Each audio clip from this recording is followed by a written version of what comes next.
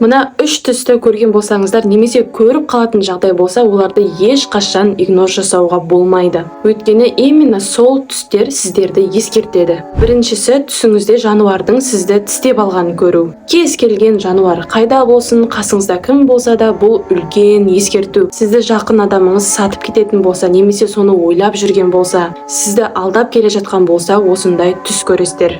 Екінші түс, түсіңізде бірдеңе жеп жатқан болсаңыз. Бұл түс ең қауіпті ескертулердің бірі. Фрукты бар ма, тамақ бар ма, неважно, егер түсіңізде бірдеңе жеп жатқан болсаңыз, өміріңізге опасный бір ситуация жақындап келе жатыр деген сөз. Сондай түс көрген болсаңыздар, дәл қазір не ойлап жүрсіз, не істеп жүрсіз, барлығына мұқият ойланып қарап көріңіз.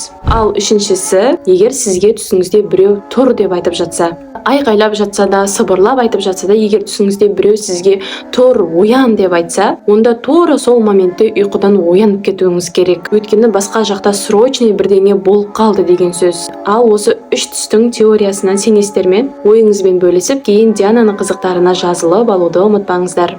Мақұл?